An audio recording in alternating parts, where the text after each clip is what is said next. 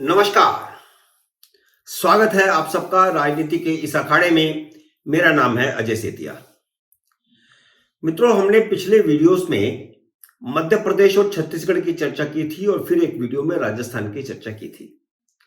आज हम तेलंगाना की चर्चा करते हैं और वह भी खासकर मुस्लिम वोटों को लेकर।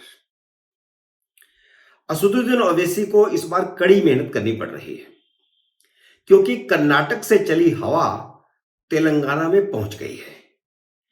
ओवैसी अपने हिस्से की 9 सीटें तो जीत जाएंगे, लेकिन बाकी उन 15-20 सीटों का क्या होगा जहां मुस्लिम हार जीत तय करते हैं और कई जगह पर जीतते भी हैं।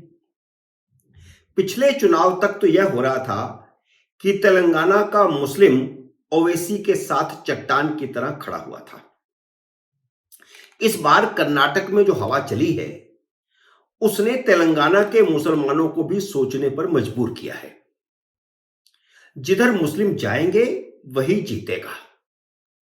कांग्रेस केसीआर की टक्कर में आ गई है और केसीआर को जिताना ओवैसी की जिम्मेदारी है क्योंकि वह उसका गठबंधन का साथी है। तेलंगाना में मुस्लिम वोटों का निर्णायक गेम है। हिंदू वोट तो तीनों हिस्सों में बट रहा है। भाजपा की तरफ तो जाने का सवाल नहीं पूरी तरह, क्योंकि भाजपा अब तीसरे नंबर की पार्टी वहां हो गई है। तो भाजपा में, कांग्रेस में और भारत राष्ट्र समिति तीनों जगह पर बट रहा है। जमीनी खबर यह आ रही है कि मुख्य मुकाबले में भारत राष्ट्र समिति और कांग्रेस है। भाजपा तीसरे नंबर पर चली गई है। उन 15-20 जो सीटें हैं मुस्लिम वोटों वाली, अगर इस बार भी ओवैसी का प्रभाव वहां बना रहा तो केसीआर का जीतना तय है। ओवैसी देश में हरा झंडा फहराने की बात करके मुसलमानों को प्रभावित करने की कोशिश कर रहे हैं।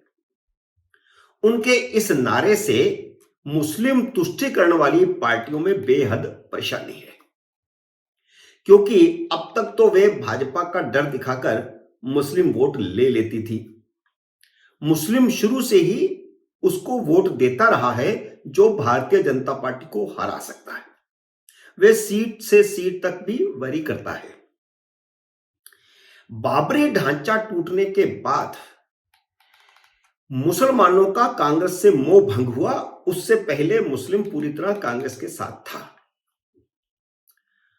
अब हर राज्य में कोई ना कोई सेक्युलर पार्टी कांग्रेस का विकल्प बन चुकी है, या हम कहें कि कर्नाटक के चुनाव से पहले तो यही स्थिति थी कि हर राज्य में कोई ना कोई विकल्प मुसलमानों के पास था कि कांग्रेस को वोट देने से वे बच सकते थे।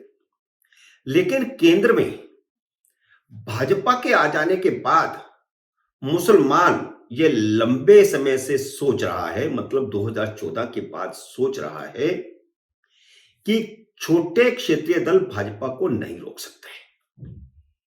इसलिए वह सोचने पर मजबूर है कि अब उसके पास क्या विकल्प है।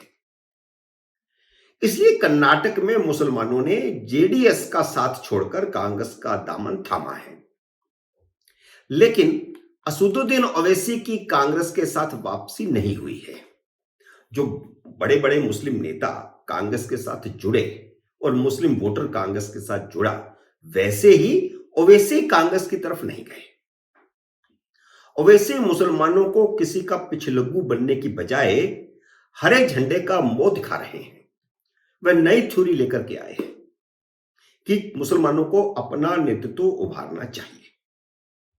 मध्य प्रदेश और छत्तीसगढ़ में अपने दौरों के दौरान ओवैसी ने हरे झंडे की बात को जोर शोर से उठाया, लेकिन इन दोनों राज्यों के मुस्लिम जानते हैं कि हरा झंडा भाजपा को नहीं हरा सकता।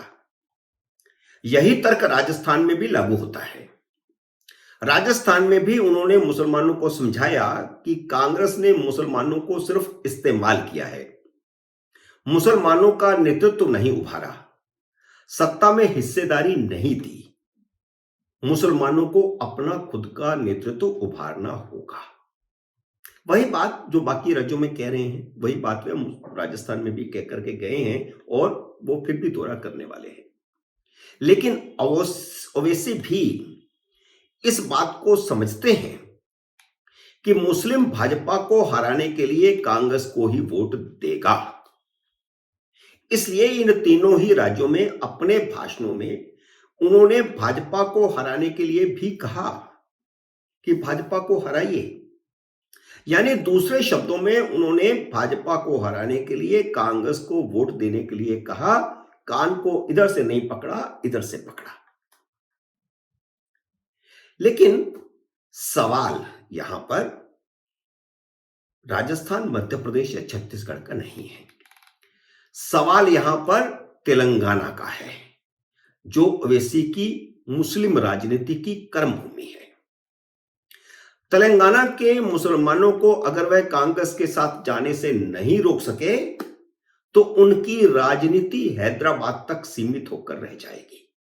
जो वह पैन इंडिया अपना एक फोकस करना चाहते हैं, अपनी पार्टी का विस्तार पूरे देश में करना चाहते हैं, मुसलमानों को अपने साथ जोड़ना चाहते हैं, अगर वह अपने राज्य तेलंगाना में ही कांग्रेस को नहीं रोक सके तो उनकी जो दौड़ है वो हैदराबाद तक सीमित होकर के रह जाएगी।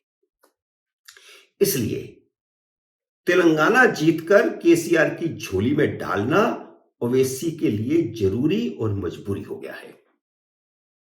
दोनों ओवैसी भाई मुसलमानों को भड़काने वाले बयान दे रहे हैं, जिन्ना की तरह उन्हें हरा झंडा दिखा रहे हैं।